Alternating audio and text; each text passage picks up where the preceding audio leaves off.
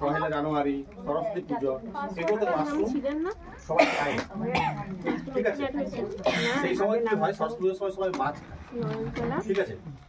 এবারে হচ্ছে যে 25 ডিসেম্বর সবাই মাংস খায়, পহেলা জানুয়ারি সবাই মাংস খায়, ঠিক আছে। তো এই জিনিস জায়গাগুলোতে মাশরুম বিক্রি হওয়ার সম্ভাবনা কমে যায়, ঠিক আছে। কারণ দুদিন ধরে মাল যে প্রোডাকশনটা হবে, প্রোডাকশন তো আটকে থাকবে না, প্রোডাকশন আপনার হয়ে যাবে। তাহলে সেই মালটাকে কি করা যাবে, সেটাকে একটা চিন্তা ভাবনা করতে হবে। মাশরুমের থেকে ভালো আচার তৈরি, মাশরুমের, ঠিক আছে। মাশরুমের আচার তৈরি হয়, মাশরুমের পাপড় তৈরি হয়, ঠিক আছে। বিভিন্ন রকম জিনিস, সেই জিনিসগুলোকে ট্রেনিং নিতে পারবে, গভর্নমেন্টের কাছেও কিন্তু ট্রেনিং হয়।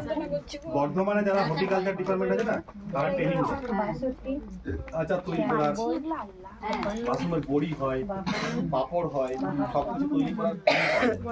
তো সেই জিনিসগুলো যদি তখন তৈরি করে রাখেন, ওইটা আপনি 6 মাস ধরে বিক্রি করতে পারবেন আস্তে আস্তে আস্তে। তো সেই যে বাড়তি প্রোডাকশনটা হয়ে গেল, সেই প্রোডাকশনটা আপনি, সেই আচারটা কিন্তু আবার মাশরুম যেটা বিক্রি করে লাভ হয়, তার থেকে আরো বেশি লাভ হবে। তখন দেখবেন 200 গ্রাম আচারের দামই হয়তো 100 টাকা, আর মাশরুম 100 টাকা কেজি। আচারটা তৈরি করতে খরচা হয়তো 30 থেকে 40 টাকা, ঠিক আছে। আর 200 গ্রাম মাশরুমের আপনার 20 টাকা, সেখানে 100 টাকায় বিক্রি করলে আপনি ওটা 3 ডবল লাভ করতে পারবেন। তো সেই জিনিসগুলো আপনাদেরকে কিন্তু শিখতে হবে। কাঁচা মাশরুমটা বিক্রি করার জন্য 200 গ্রাম করে প্যাকেট করুন। 200 গ্রাম মাশরুমের হচ্ছে